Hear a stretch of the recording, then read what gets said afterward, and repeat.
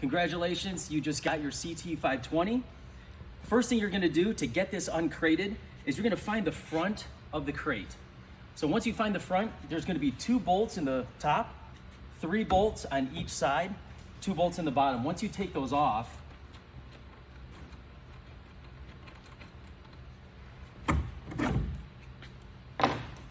the side comes off. The first thing you're gonna have to do is you're gonna have to remove the ramps. The ramps are gonna be sideways like this, and you're gonna have to remove the ramps, and you're gonna take the ramps over here to this side.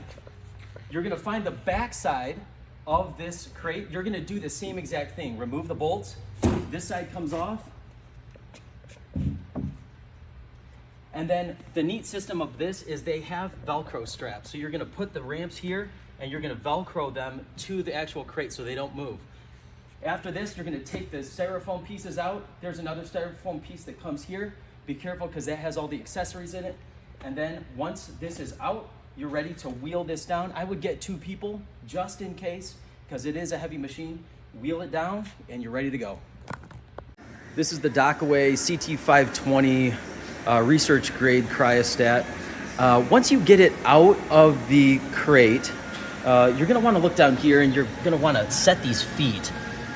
It has casters and they roll very, very easily. So if you're on a hard surface, they're going to roll, it's gonna move around when you're operating it. So I would put those feet down and lock them in with a wrench. Next thing you're gonna wanna do is plug this in. You're gonna attach the power cord to the wall, and then the power switch is actually a circuit breaker back here. So you're gonna open this up and you're gonna flip this on. And then we can go to the front and you can verify that it is actually powering on. And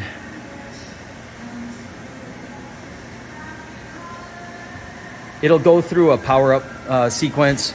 The light will turn on, and it'll take probably 2 minutes to completely boot up. When you first turn the machine on and it boots up, you may get this screen.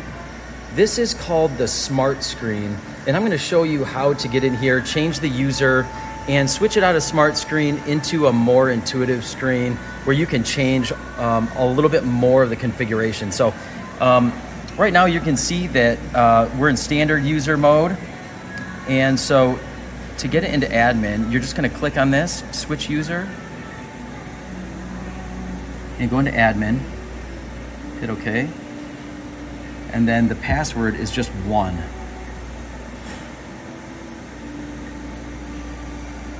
And so now I'm in admin, as you can see, and then I'm going to hit menu.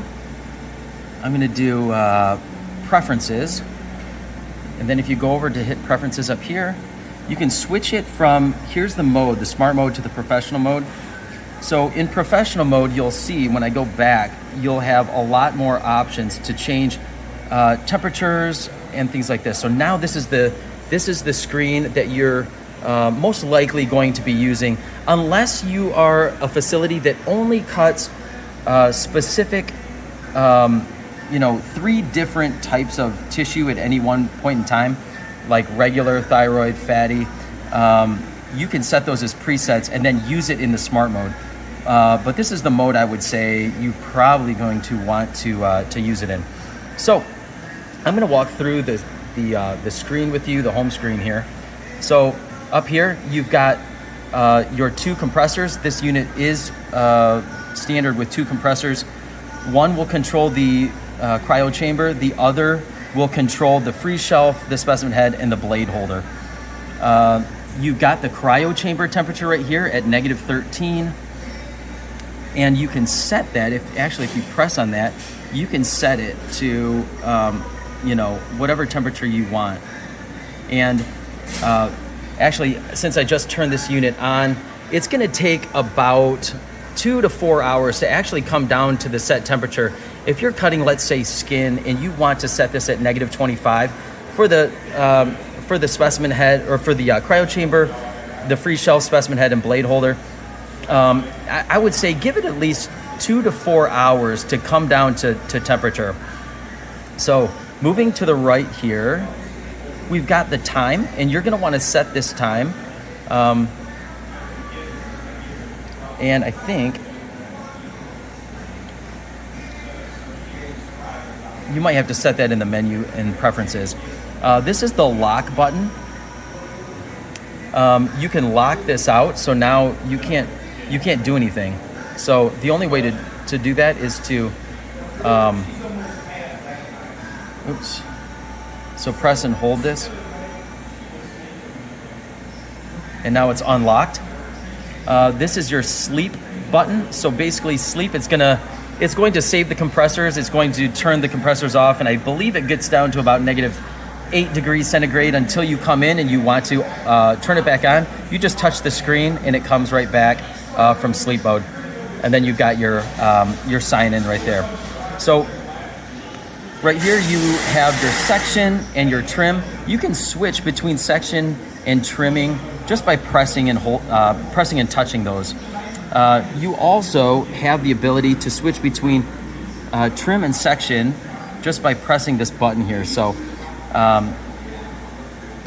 very easy there. Sectioning goes from it goes from 0.5 microns all the way up to, I believe it looks like 80. And then under trimming, you can go from 5 up to 600.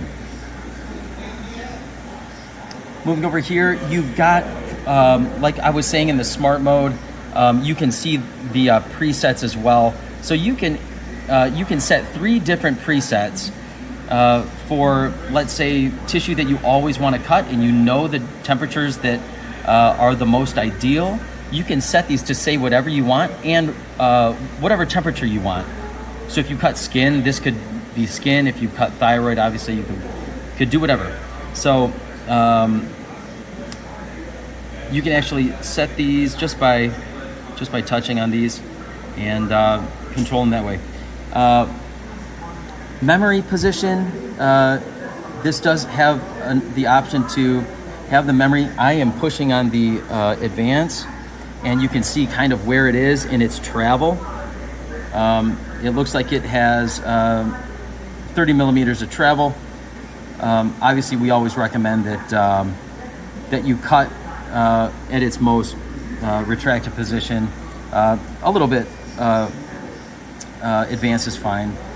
Then you have your illumination. So this is the illumination of the cryo chamber. You can turn it off. You can actually even adjust it, the lighting. I love this option about it. So it's very adjustable. Then you've got rapid cooling. If you turn this on, this amount, 600 seconds, you can change that as well in the preferences. But what that is referring to is your Peltier right here. So when you have the rapid cooling on, it's going to turn the Peltier, the electronic freezing function right here on A and B. So it's going to get down, it can actually get down to -60. And it'll do it for however long you want. I think you can turn it on for a maximum of 30 minutes. Then you've got UV disinfection. This will only happen if the door is actually shut. But you can set this on a schedule. Defrost, you can set that on a schedule. You can automatically, or you can manually defrost it as well. You can manually turn on UV disinfection as well. So I'm gonna cancel that. And then now I'm gonna get into more of the menu and preferences. All right, I'm gonna walk you through the menu. So up here, all right, so first is system settings. You come in here, the notification sound, or like the beeping on when you touch the screen, that's where you control that. Screen brightness, it's kind of nice. It's all the way up right now, but if you don't like it that bright, you can change it. So you can flip on touch sound. It's on English. Here's where you set the time, and then your date as well. So I'm just gonna cancel this for now. All right, and then your admin password, it's going to be set from the factory at 1. So the password is actually 1, but you can obviously change it right there. So I'm gonna go back, and then preferences. So this is where you get disinfection, defrosting, activation, schedules. And then we'll get into preferences in a second here. So disinfection, this is how it comes from the factory. You can change this. You can set 2 different defrost times for the same day. And it will kick on as you see fit. So obviously you're gonna wanna set that defrost time, or this is disinfection, I'm sorry. You can set the disinfection time to when you're not using it. I would say, you know, anytime after you're done using it. Defrost, you can set the same. So over here, standard defrost is just that. It comes on for a specific amount of time in order to defrost your condensation coil. And the deep defrost is just, it comes on for longer. And then you can set your time and what days you want it to come on. Obviously you want to set that for a time that it's not going to interfere with your cutting. Activation, this is just going to be when it's on, like your work times. So remember, it'll go to sleep, and then you can set this to come back on for when you're here using the cryostat, and then after that it'll go back to sleep.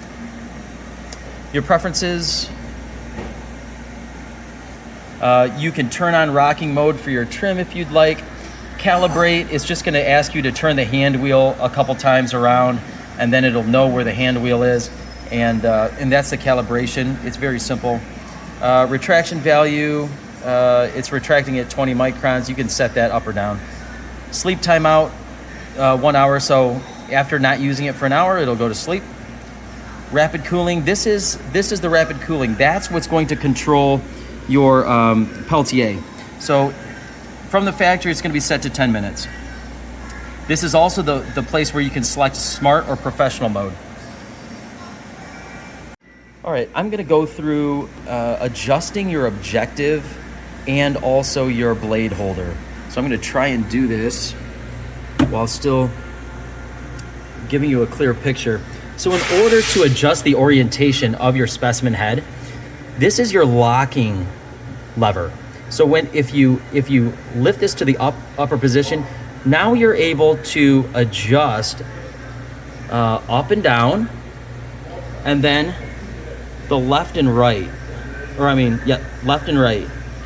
There is a detent, so you can tell there's like a little notch in there when you are completely basically square.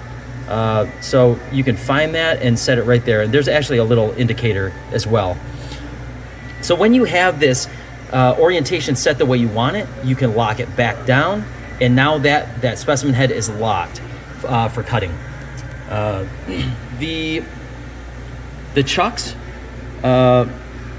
it's more of a flat chuck with a dovetail back, and I'm gonna try and get this in there for you.